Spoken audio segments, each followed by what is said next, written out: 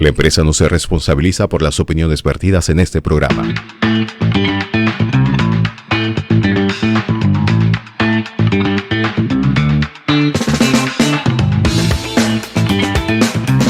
Siete en punto de la mañana, tengan ustedes muy buenos días, bienvenidos a Altavoz en Vital. También estamos y le mandamos un saludo a nuestra teleaudiencia. Estamos en Movistar Televisión, canal 33 y canal 733 HD, obviamente también en Tribu Televisión, canal 20. Hoy estamos viernes 25 de julio del año 2025. Muy buenos días, Aarón, ¿cómo estás? Buenos días, Rumi, buenos días a todos y entramos de inmediato con las 5 de Altavoz, porque Altavoz pone a tu alcance las 5 principales noticias que debes revisar para iniciar el día bien informado, por cortesía de Deli Bakery. Y la primera tiene que ver con el Poder Judicial, que ha condenado a 21 años de cárcel al ex viceministro Jorge Cuba, quien además ha fugado del país. De esta manera, el Poder Judicial ha condenado a esa cantidad de años, 21 años y 8 meses de prisión contra el ex viceministro Jorge Cuba Hidalgo, ex titular de comunicaciones, viceministro de comunicaciones del segundo gobierno aprista, por el caso Metro de Lima. Cuba Hidalgo salió del país el último domingo por la frontera con Ecuador antes de la lectura de la sentencia. Un nuevo prófugo, entonces tenemos, Rumi, de la justicia. Efectivamente, Rafael Vela, sin embargo, señaló que aún no se ha podido recuperar de Andorra el dinero incautado a Jorge Cuba, pero también ha señalado que no se podía ampliar el impedimento de salida del país contra Jorge Cuba.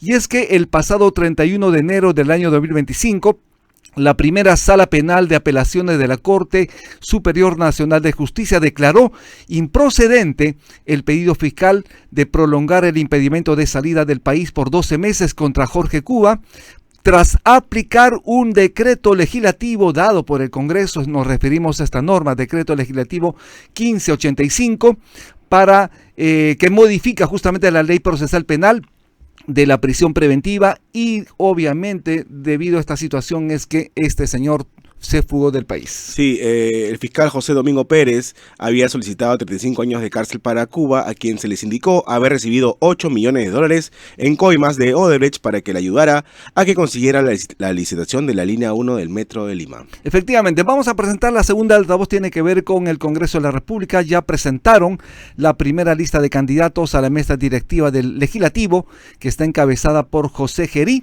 Justamente lleva las firmas de los voceros de la bancada de Somos Perú, de Fuerza Popular, de Alianza para el Progreso, de Perú Libre y Acción Popular. Así es. Además de Gerí, la nómina está integrada por Fernando Rospigliosi, Valdemar Cerrón e Ilish López, quienes postulan a la primera, segunda y tercera vicepresidencia respectivamente. La tercera de altavoz tiene que ver con los trenes, y es que el Ministerio de Transportes y Comunicaciones ha estimado que este tren Lima-Chosica podría operar recién en 3 años.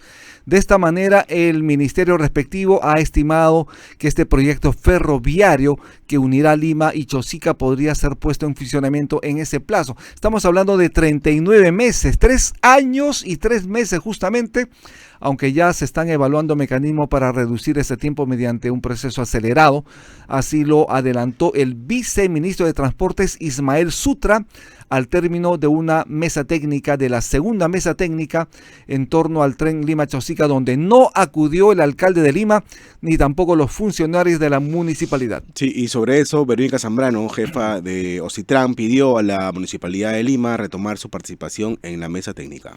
La cuarta tiene que ver con esta denuncia, y es que bailarín denunciado por Corina Rivadeneira fue condenado a 2 años y 6 meses de prisión suspendida, de tal manera que la unidad de flagrancia de Lima ha condenado al ciudadano húngaro Attila Badja Soltan a esa cantidad de tiempo, 2 años y 6 meses de prisión suspendida por el delito de tocamientos indebidos en agravio de la modelo Corina Rivadeneira. La sentencia fue emitida por el primer juzgado de investigación preparatoria de flagrancia de la Corte Superior de Lima. Además, el sujeto deberá pagar una reparación civil de 10,000 soles a favor de la víctima.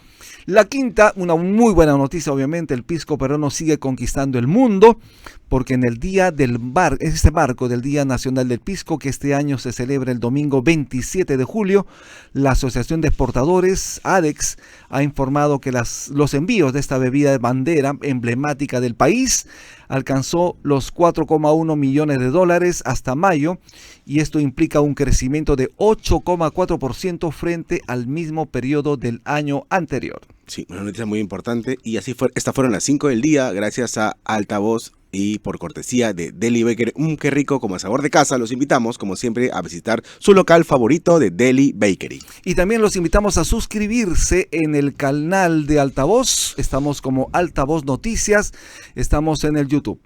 Nos complace en presentar ya de inmediato al joven politólogo Enrique Valderrama, precandidato a la presidencia por el Partido Aprista Peruano, quien ya presentó el pasado 23 de este mes la agenda social, nada más y nada menos que en el populoso distrito de San Juan de Lurigancho. Muy buenos días, Enrique Valderrama, ¿cómo estás? Bienvenido a Altavoz en Vital. Buen día, ¿cómo estás? Muchas gracias, muy buenos días, Rumi, muy buenos días, Aarón, encantado, como siempre, estar en Altavoz, un honor. Un día propicio justamente presentar la agenda social, un día que tiene como efeméride, es un día feriado además, el Día de la Aviación Peruana, un día donde José Abelardo Quiñones se alzó a las estrellas, ¿no?, convirtiéndose en un héroe nacional. Precisamente, ¿qué te motivó presentar esta agenda social en este día tan importante? Considero que lo más importante es poner los intereses del Perú por delante. Y evidentemente algo como lo ocurrido en esta efeméride grafica sin duda que la patria está primero. Y hoy día vemos en la política que los intereses absolutamente personales o de pequeños grupos se imponen a la agenda nacional prioritaria de las mayorías populares. Incluso también los grandes problemas que destacan algunos medios de comunicación respecto pues a problemas judiciales, fiscales de determinados políticos, son lo que se debate en la agenda. Y creo que un partido histórico como el APRA, un partido de 100 años, tiene la obligación de decirle a la población y evidentemente también a los tomadores de decisiones, a los medios de prensa, a la sociedad civil, que hay una gran agenda social que se tiene que trabajar y que hay que priorizar estos grandes temas, pero no en una discusión, digamos, estéril o frívola, sino presentando además a especialistas en cada una de las áreas. Esa fue la intención de hacerlo. Además también en San Juan de Lurigancho, que es pues el distrito más grande del Perú. Además es el distrito donde se definen las elecciones generalmente, ¿no? Para municipales, para regionales, incluso para generales, ¿no? Y está definitivamente pues azotado por el tema de la inseguridad. Y creo que es un gesto importante empezar a plantear temas fundamentales que tienen que ver con el tema de la seguridad ciudadana, pero también con otros grandes temas como la conectividad vial, la generación de empleo, y otros aspectos importantes. La presentación contó con unos 45 técnicos aproximadamente. Ese es un tema que yo te quiero indicar. No había visto hace muchísimo tiempo que en este caso un precandidato por un partido histórico justamente presente esa cantidad de técnicos para impulsar una determinada agenda, en este caso la agenda social. Estamos hablando de 45 técnicos interdisciplinarios justamente para presentar y darle solución, en todo caso propuestas de solución a los más graves problemas del país. Es la expresión de una gran corriente de renovación que aún no define su participación en la interna presidencial. No es una presentación personal mía como precandidato.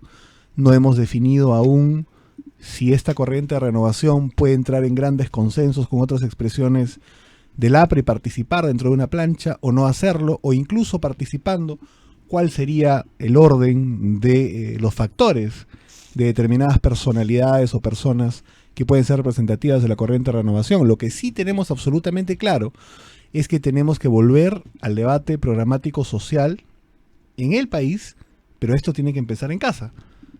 Yo lamento mucho que en los últimos años el APRA haya perdido un poco el volumen social. Creo que el último aprista que puso un tema social en la mesa fue hace ya 7 años aproximadamente, y fue Alan García con el tema de la anemia. Creo que hay que empezar a mover estos asuntos de manera potente pero lógicamente técnicamente estudiados. Y esa ha sido la razón de la presentación del día miércoles en San Juan de Lurigancho. Importantísimo, 45 técnicos, 45 especialistas que le dan una visión diferente a la realidad del país, buscando soluciones a esos álgidos problemas que nos agobian.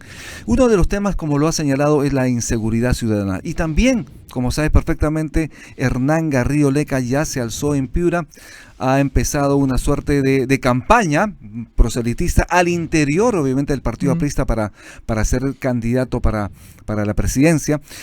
Y obviamente el eje de su discurso es la inseguridad ciudadana, que coincide también con lo que tú estás planteando en el caso de San Juan de Lurigancho. Bueno, yo tengo un profundo respeto y afecto por Hernán Garrido Leca, somos grandes amigos.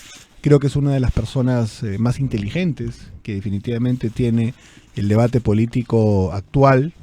No hablo solamente del APRA, sino hablo en general a nivel externo, tiene grandes ideas. Yo saludo su desplazamiento, su gira y que empiece a poner algunos temas fundamentales en el debate, como el asunto de la seguridad, de la inseguridad, o como también, por ejemplo, el asunto de la formalización o la normalización, que es uno de los conceptos que él maneja para el tema del emprendimiento. Y evidentemente todo este Perú que no encaja dentro de los moldes que algunos consideran absolutamente necesarios. Habla justamente de la nueva normalidad, porque precisamente hay una mayor cantidad de personas que están en ese limbo, ¿no? Buscando el día a día, generando empleo, invirtiendo, incluso en situaciones de inseguridad. En eso tenemos una gran coincidencia con Hernán.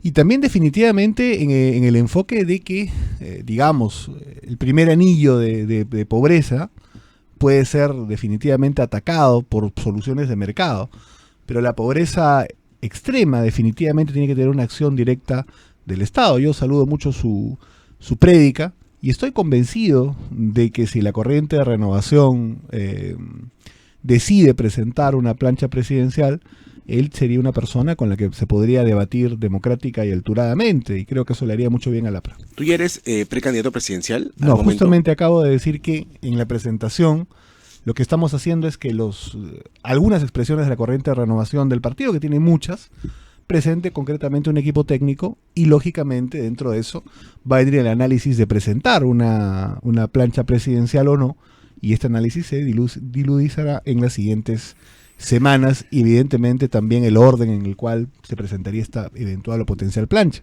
Pero definitivamente lo que sí vamos a aportar al debate va a ser una agenda programática concreta.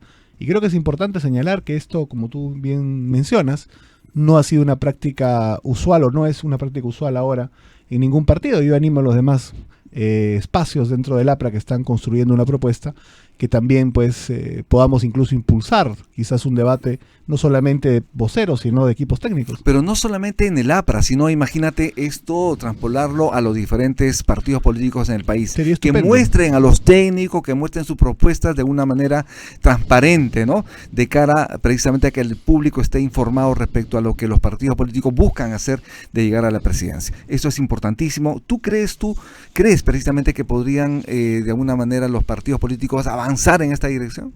Ojalá, porque hay algo que me preocupa muchísimo. Algunos hablan de situaciones muy potentes, ¿no? De grandes reformas y grandes cambios, pero si uno no presenta la forma de cómo las va a abordar ni con quiénes, ¿no? Y con quiénes, lógicamente eso puede ser demagogia total.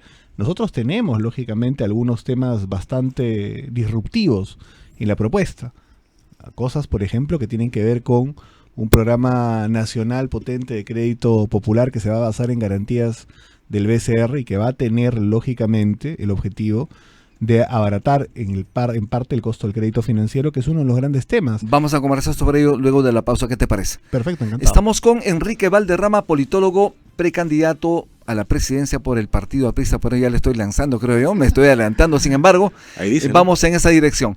Vamos a regresar en breve. Estamos en Altavoz en Vital.